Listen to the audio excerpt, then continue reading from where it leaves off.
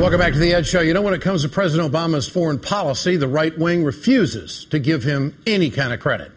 Republican presidential candidates want the world to know President Obama has failed in Iraq. Here's Rick Santorum on Face the Nation. We have a president who is not able to set conditions and actually have the kind of influence over the Iraqi government. And Santorum's competitor, Michelle Bachmann, told Chris Wallace of Fox News the president made a mistake getting involved in Libya. If President Bachmann had been in charge, wouldn't Muammar Gaddafi still be in power?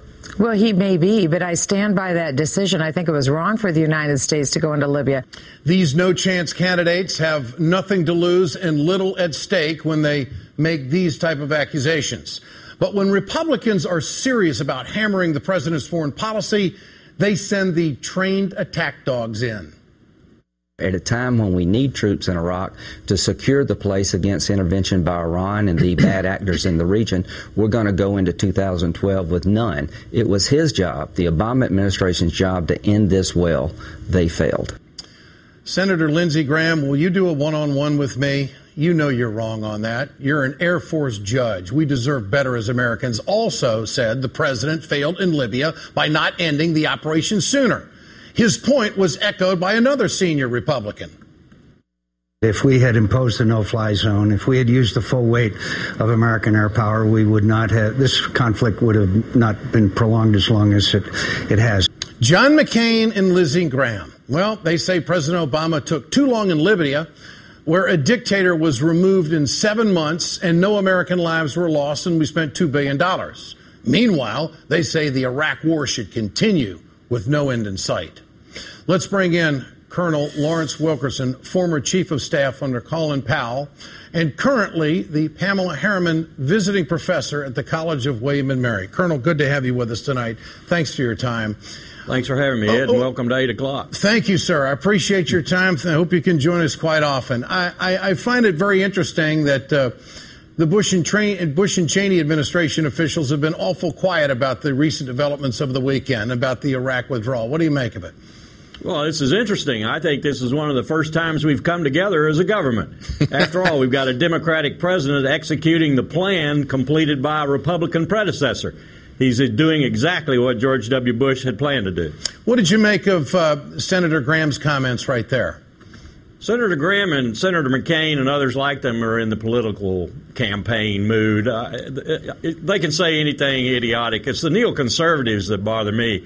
The people have been talking about how this empowers Iran, which is preposterous. Been talking about how we won't have any troops there. My God, we're moving back over the horizon where we should be, in the northern Indian Ocean with carrier battle groups and marine amphibious groups, with the strategic agility that gives us. We're not pinned down in Iraq. That's exactly where we need to be. This is a good move. Michelle Bachmann, Congresswoman from Minnesota, had something to say and have a point. I want you to hear it. Here it is. Here we had expended over $800 billion. Worse, we've expended over 4,400 American lives. We have nothing to show for it. What do we have to show for being in Iraq? Regardless when the troops are withdrawn, what did the United States get out of this war? I may surprise you here, Ed. Right now, we're pretty sure there's 200 billion barrels of oil there, maybe 300 billion. Maliki himself plans to be at 13 million barrels per day production capacity in 7 years. He's already signing 20-year contracts with the Chinese and Malaysians covering such companies as ExxonMobil, Chevron, Total, Elf, Royal Dutch Shell, and others. He's moving out. And if these projections, and I'm sure they will be, are anything like what the geologists are telling us, this is going to be the new Saudi Arabia. So if we got anything out of this, it was the opening up of this new Saudi Arabia for the world's oil markets. And I've said all along the reason Dick Cheney wanted this war it had nothing to do with WMD or Al-Qaeda or freedom and democracy, and it had everything to do with oil. So American soldiers and Iraqi civilians died for oil to get put on the open market. Yeah, I'm a soldier, Ed. I made contingency plans and did things like this my whole career for things worse than oil. Oil is something that the economy of this country and the economy of our allies and friends needs. I just wish that the George Bush administration, Dick Cheney and others, Dick Cheney managed the Energy Task Force for the president, have been more transparent with the American people about this and has given them an opportunity to say yes or no about sending our young men and women to die for oil. But it was WMD. It was on a lie. We were not 45 minutes from a mushroom cloud. But to sell the American people on this, to get our mitts on that oil, this is the sell job that had to be done. Fair enough? And this wouldn't be the first war, Ed, and you know that. Here's Senator Lindsey Graham, again, talking about troop withdrawal. Here it is. Not being able to close the deal in Iraq is a very serious mistake. Celebrating leaving with no troops behind is a serious mistake. Isn't this misleading? There will be a U.S. presence in Iraq, namely thousands of security contractors. What about that? Absolutely, and there will be lots of people who will be training the Iraqi police. There will be intelligence sharing, and there will be almost 1,000 people in that gargantuan embassy we built in Baghdad.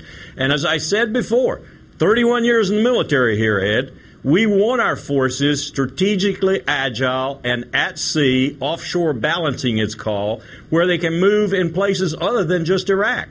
Iran being one of those places that is talked about right now. And this idea by the neoconservatives in particular that this has empowered Iran is nonsense. You look at Basra, look at Najaf, where the Iranians had the most influence. Right now the Turks are there, the Chinese are there, the Indians are there, even we're there.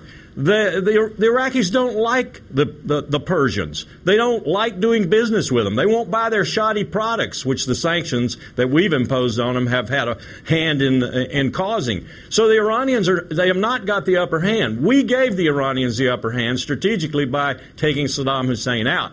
Now we move back offshore. We have our combat power ready in case Iran does anything.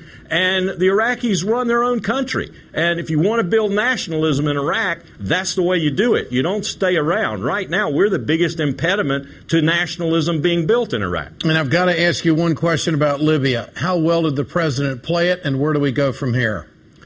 I have something I tell my students, Ed, in seminar about national decision-making, national security decision-making. If it works, it doesn't matter if it's right. If the American people support it, it doesn't matter if it's right in technical terms.